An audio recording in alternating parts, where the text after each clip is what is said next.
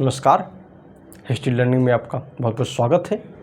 मैं आशा करता हूँ आप सब स्वस्थ होंगे, ठीक होंगे और अपना काम, अपनी पढ़ाई लिखाई सुचारू रूप से कर रहे होंगे और प्रतिदिन एक बेहतर रास्ते की तलाश में आप आगे बढ़ रहे होंगे। और आप सकारात्मक रहिए, आप अपने आप को मोटिवेटेड रखिए और प्रतिदिन अच्छी पुस्तकें पढ़िए। अपने सिलेबस से हट के भी कुछ पुस्तकें पढ़िए, अच्छे लोगों के साथ रहिए।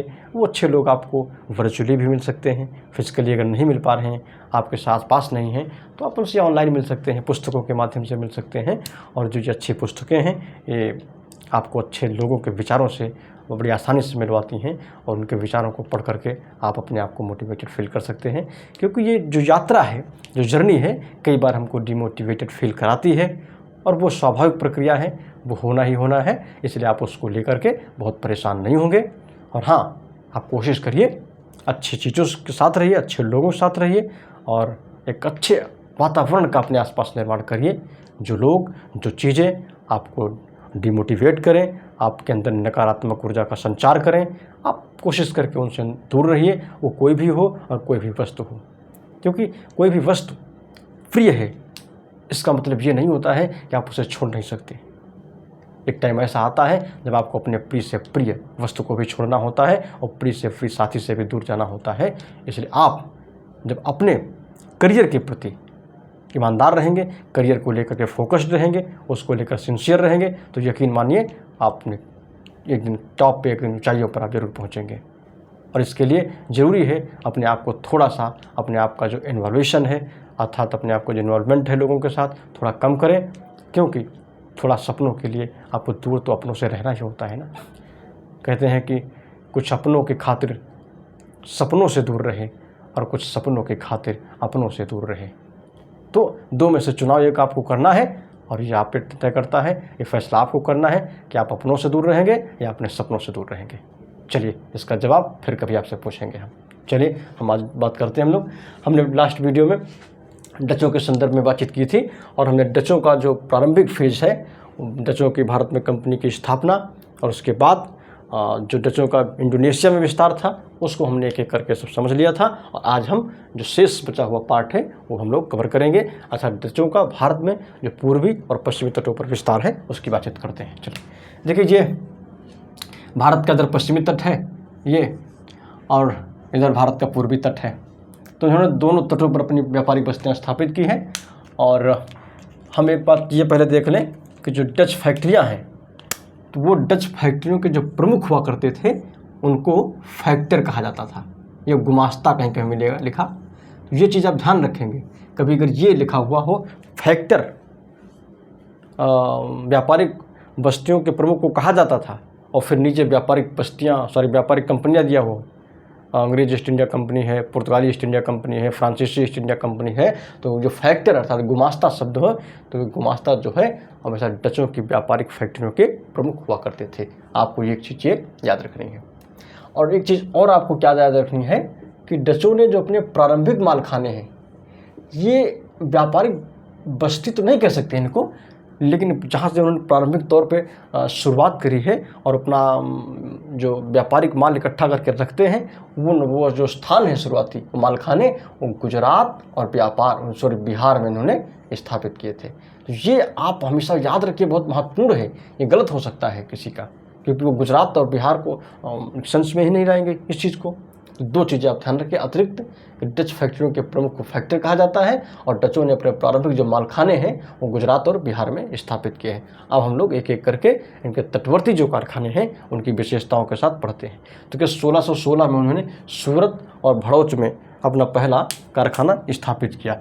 1616 में उन्होंने सूरत और भड़ौच में अपना व्यापारिक कारखाना स्थापित किया।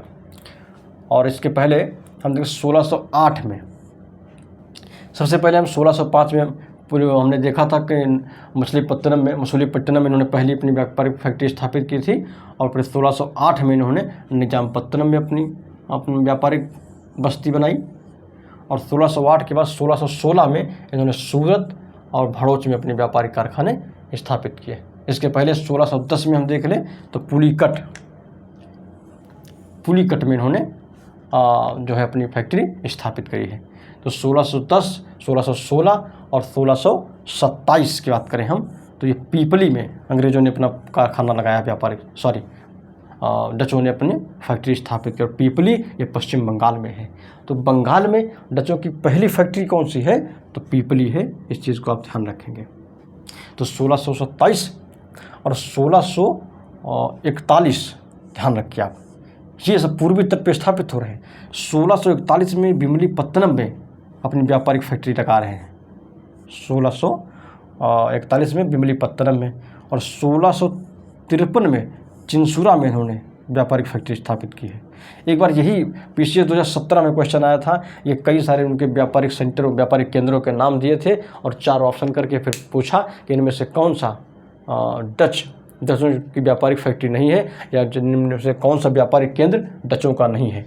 उसमें फिर टोटल सब क्वेश्चन थे, सब विकल्प थे, विमलीपत्तनम भी था, चिंसुरा था, कासिम बाजार था, उसमें तमाम जो है व्यापारिक केंद्रों के नाम दे रखे थे।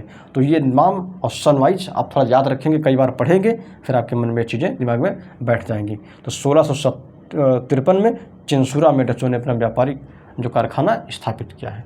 1658 में फिर कासिम बाजार और पटना और बालासोर में इन्होंने अपनी व्यापारिक फैक्ट्रियाँ स्थापित की हैं। 1659 में नागापत्तनम में इन्होंने अपना व्यापारिक सेंटर बनाया और ये नागापट्टनम कोरोमंडल तट पर है। अगर कभी ये क्वेश्चन पूछे कि डचों ने कोरोमंडल तट पर किस जगह को अपना प्रमुख व्यापारिक केंद्र बनाया था, तो ये बहुत इंपॉर्टेंट है कि कोरोमंडल तट पर जो उनका व्यापारिक प्रमुख केंद्र है वो नागापत्तनम है। और आगे चल करके हम देखेंगे नागापत्तनम इनकी राजधानी भी बनेगी पुलिकट के बाद। तो 1659 तक हो गए। और 1663 में अब एक कोचीन में व्यापारिक फैक्ट्री स्थापित कर रहे हैं। कोचीन अर्थात केरल वाले क्षेत्र में ये लोग अपनी व्यापारिक फैक्ट्री स्थापित कर रहे हैं। और 1814 में ये जो कोचीन है अंग्रेज़ों को प्राप्त हो जाता है। तो ये आगे जब डच भारत छोड़ करके जाएंगे तो उसके बाद जो कोचीन है यहाँ पर अंग्रेज़ों का अधिकार हो जाता है। तो ये हमने देख लिया इनके कुछ व्यापारिक केंद्र हैं। अब हम ये देखेंगे कि जिस व्यापारिक केंद्र की कुछ महत्वपूर्ण विशेषता रहेगी उसको हम एक एक करके देखते हैं। देखिए ये मसूलीपत्तनम है, मसूलीपत्तनम। अब मसूलीपत्तनम की क्या व्यापारिक विशेषता थी? तो मसूलीपत्तनम हमने देखा था कि प्रथम डच फैक्ट्री 1605 में स्थापित की थी उन्होंने। तो प्रथम डच फैक्ट्री है ये यहाँ पर। और दूसरी चीज़, नील का निर्यात करते हैं ये यहाँ से। तो मसूलीपत्तनम से नील का निर्यात करते थे डच, नील का निर्यात करते थे जी। और प्रथम डच फैक्ट्री बहुत इंपॉर्टेंट है, कई बार यही क्वेश्चन सवाल पूछा गया हुआ है। और नील का निर्यात किस बंदरगाह से करते थे, किस व्यापारिक केंद्र से करते थे? तो मसूलीपत्तनम से करते थे।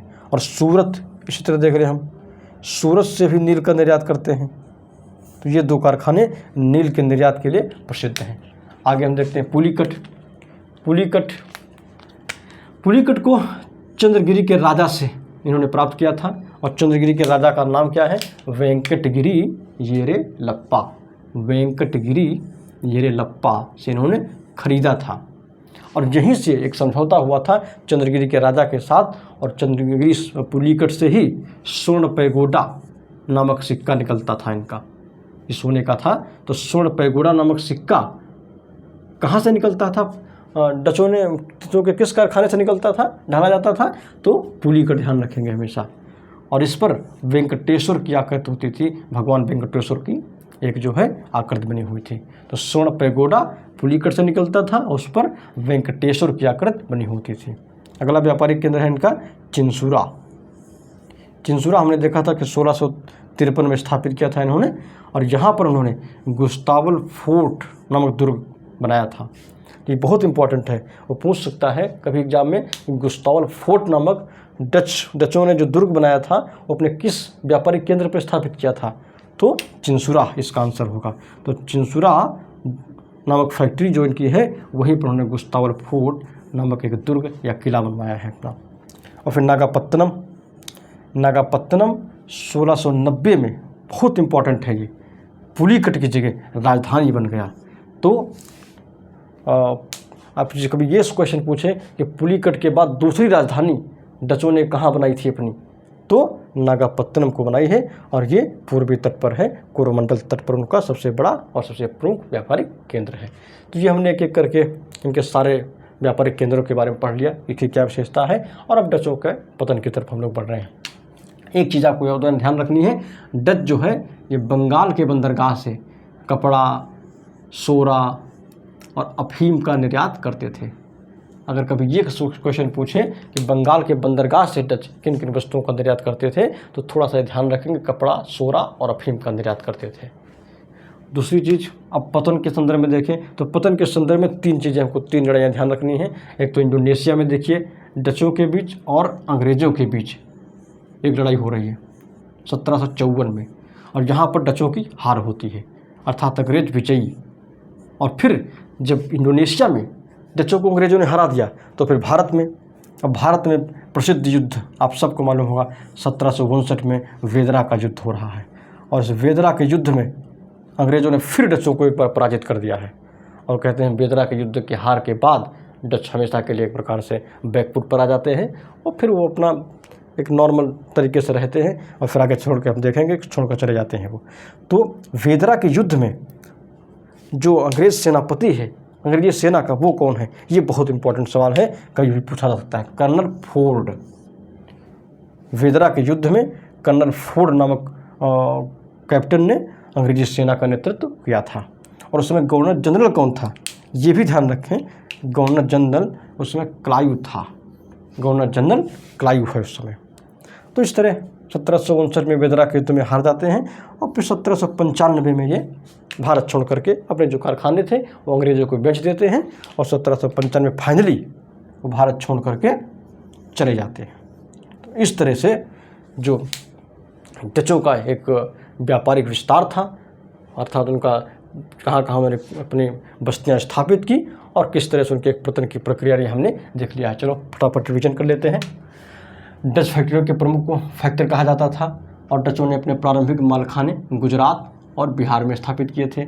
और डचों ने अपने जो भारत में व्यापारिक बस्तियों की स्थापना के क्रम में उन्होंने पूर्वी और पश्चिमी तटों पर स्थापित किया है, जिसमें पश्चिमी तट के कारखानों में 1616 में सूरत और भड़ोच उनके प्रमुख कारखाने स्थापित किए गए, 1663 में कोचीन, और पूर्वी तट में 1608 में उन्होंने निजामपत्तनम को स्थापित किया, और 1610 में पुलिकट व्यापारिक कोठी स्थापित की, और 1627 में पीपली अर्थात पश्चिम बंगाल में इन्होंने प्रथम अपनी फैक्ट्री स्थापित की, और 1641 में बिमलीपत्तनम इनकी फैक्ट्री स्थापित हुई, और 1653 में प्रसिद्ध अपना व्यापारिक केंद्र चिंसुरा स्थापित किया, और चिंसुरा में ही हम देखते हैं आगे चल के गुस्तावल फोर्ट किले का निर्माण करते हैं।